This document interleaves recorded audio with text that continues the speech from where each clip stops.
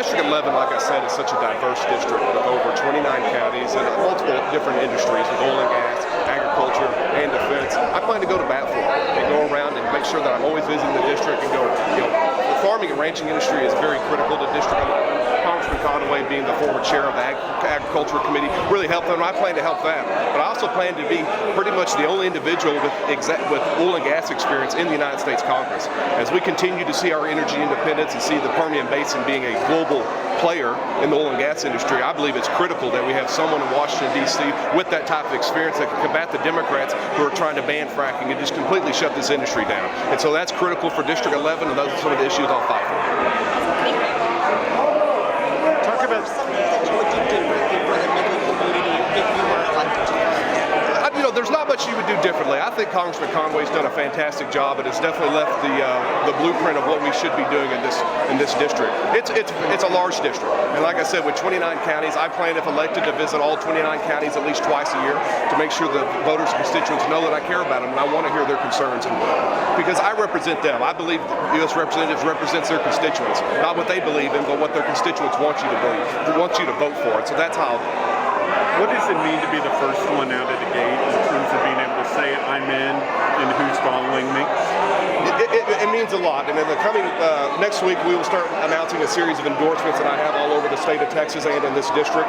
For this, it's critical to get out there first. Our campaign is organized, we're ready to go. All my FEC filing has been done today, and so now we can start raising money and start doing this as well, start traveling the district. But it's critical to be the first one out there and show people you're serious about this and you're committed to do it. This is going to be a long 17 months. What do you think Midlanders learned about you as a councilman and how that translates to time possibly in Washington, D.C.?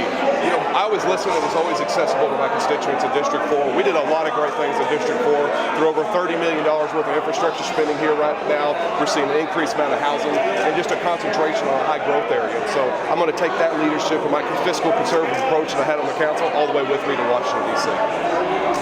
Going from city council to the U.S., the federal government, that's a big jump. I guess, for voters, why should they test someone like that as how Well, I'm 37 years old. I turned that last week on August 1st. I've got the energy and I've got the experience. I think if you go back and look at my record on the city council, I always had a very fiscally conservative voice on that council.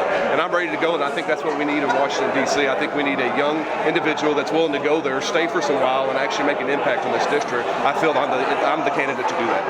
You had some strong votes for Democrats control the House right now, and they may possibly control the How would you work with them to be able to Well, right now, the majority of the Democrats have shown they don't want to work with the Republican Party, that they're hell-bent on just doing their own agenda. I'll be happy to. I really want to tackle immigration reform. This is a huge crisis out at the southern border that we just keep kicking the can down the road. We keep having all these committee hearings and public hearings over what's happening down there, but no one's offering any solutions. It's time to quit talking about it and actually put a solution in place. I will be happy to reach across the aisle and work with anybody on that side if we can actually put together a true immigration reform. Right now, it just doesn't seem like that's happening.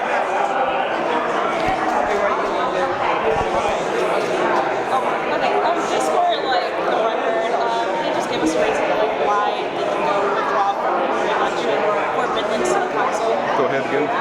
Just for the record, why did you go withdraw from the election?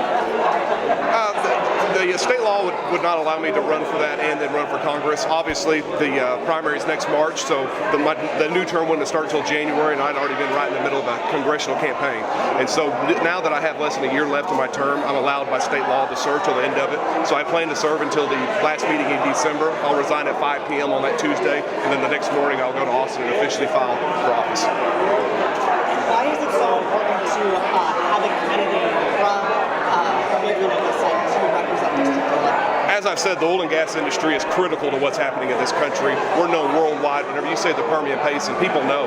And we need to have someone with experience in this area that knows what's happening out here to go translate that to members of Congress, because everyone needs to understand just how important strategically, not only for our country, but for the defense side and all sorts of strategic planning in the future, that how the Permian Basin is going to lead in that. We're on our way to 6 million barrels a day for the next 5 years. That is unbelievable, especially when you consider the United States is only producing 12 million barrels a day right now. And so it's critical critical to have someone from this region to go that can go convey our concerns and what we need out here, because we have a lot of constraints. We have a lot of issues out here through infrastructure, through pipelines, and through the EPA that keeps coming attacking us as much as possible. We need a fighter in Congress that will represent this industry and all the industries of District 11 that make sure they understand how important they are. And Texas is up this upcoming election is going to be a big rally throughout the state.